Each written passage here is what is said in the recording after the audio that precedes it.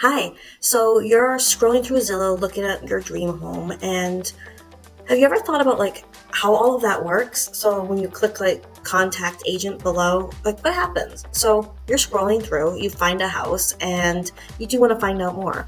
So you click that contact agent button, and then what? Well, it will actually connect you with a Zillow agent. I am one, by the way, and it connects you to someone that can give you more information about the property. You can even schedule showings. But please keep in mind that when you do that, that the expectation is that you're not currently working with a realtor.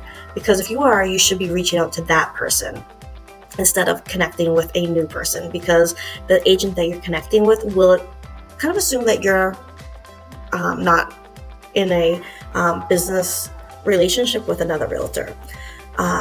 If you are interested in seeing a property, it is now through the National Association of Realtors, it is required that we would enter into a buyer agreement. Now it sounds scary. A buyer agreement is it could be for one day, it could be for a week, it could be for 6 months.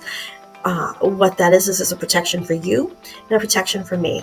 So just make sure that whether you're connected to me through Zillow or through someone else, that if they ask you to sign that it is a requirement. And if they don't, you might want to be shaking your head and thinking, I remember seeing this video and that's required. And maybe it's someone that you might not want to be working with.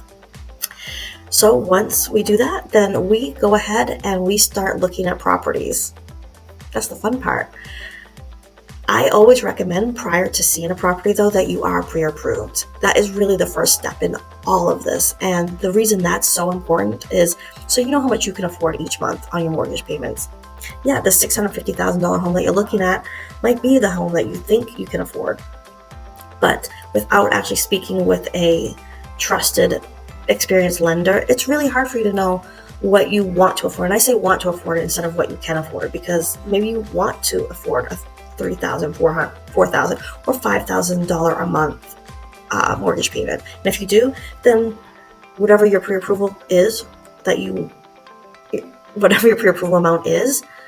that you don't mind paying that amount for your mortgage, then that's what you can start looking for and shopping for a house. Maybe that's $800,000. Great. Now you know that I know what my mortgage payment is.